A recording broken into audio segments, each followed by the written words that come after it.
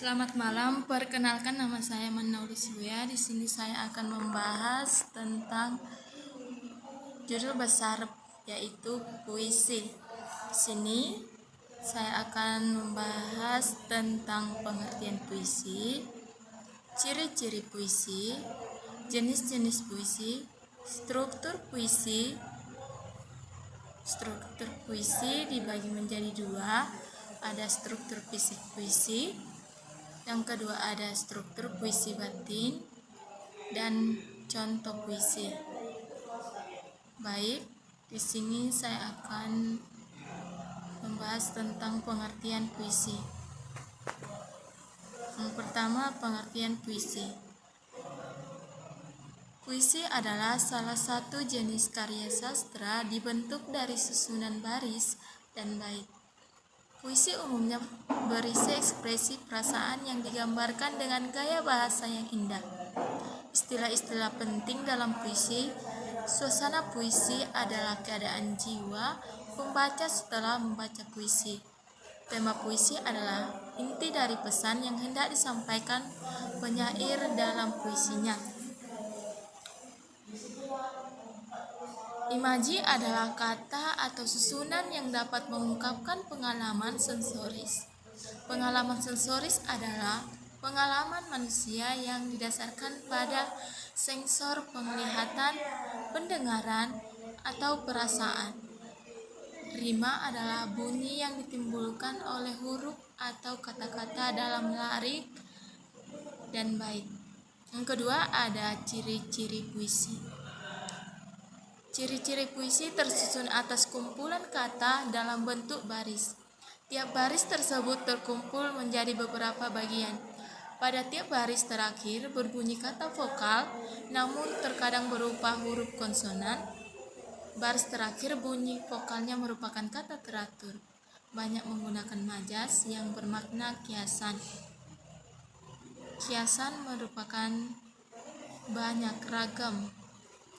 Yang ketiga ada jenis-jenis puisi. Jenis-jenis puisi terdiri dari pantun. Secara makna, pantun adalah jenis puisi lama yang bersajak abe-abe dengan setiap baris terdiri atas 4 baris, 2 baris sampiran, dan 2 baris isi. Yang kedua, puisi lama. Puisi lama merupakan jenis puisi yang diciptakan dalam kepercayaan animisme. Biasanya dibacakan dalam acara ritual kebudayaan, serta menggunakan kata yang dapat menimbulkan efek bunyi magis. Yang ketiga ada syair. Syair terdapat dari lirik 4 bait dan bersajak a, serta isinya mengisahkan suatu hal yang gundam. Merupakan jenis puisi lama yang terdiri atas 2 baris berirama sama. Isinya baris pertama adalah sebab, sedangkan baris kedua berisi akibat. Yang terakhir ada puisi modern, terdiri dari puisi naratif yang digunakan untuk menyampaikan suatu cerita. Dibedakan menjadi 3 yaitu epik, romansa, dan balada. Itu istilah dari epik, romansa, dan balada. Yang ketiga ada struktur puisi. Struktur puisi terdiri dari 2 bagian, yaitu yang pertama ada struktur fisik puisi.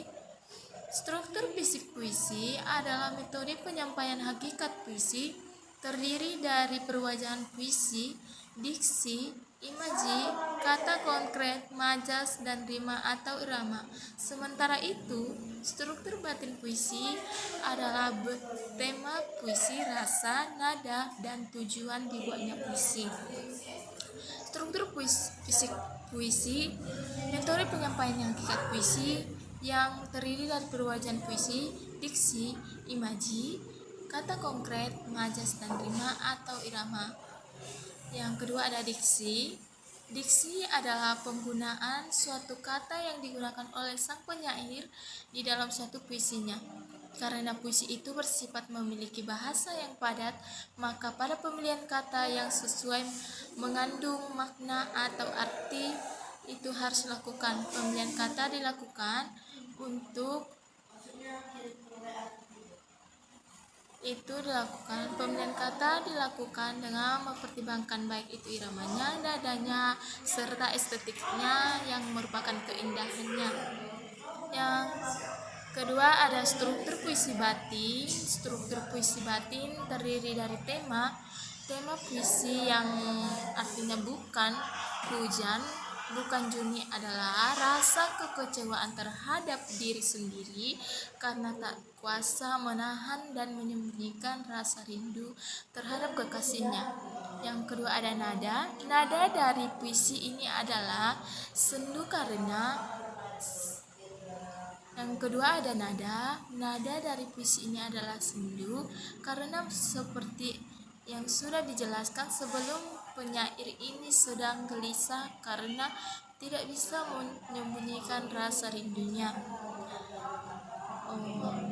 Yang ketiga ada rasa. Rasa adalah sikap sang penyair terhadap puisi.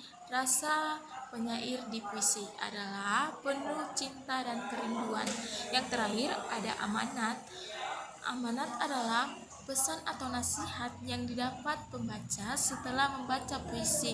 Amanat dan puisi ini tidak menyalahkan orang lain kecuali dirinya sendiri. Di sini ada contoh puisi. Berikut analisis struktur puisi yang judulnya Aku, karya Chairil Anwar. Saya akan membacakan puisi. Kalau sampai waktu ku mau tak seorang kan merayu, tidak juga kau, tak perlu seduh sedan itu. Aku ini binatang jarang, dari kumpulannya terbuang. Biar peluru menembus kulitku, aku tetap meradang menerjang luka, dan bisa ku bawa berlari hingga hilang pedih-perih, dan aku akan lebih tidak peduli. Aku mau hidup 1000 tahun lagi. Sekian dari hasil topik pembelajaran yang saya bawakan pada malam hari ini. Jika ada penyampaian kata yang kurang berkenan pada malam hari ini, kesalahan kata mohon dimaklumi. Sekian dan terima kasih. Selamat malam, Bu.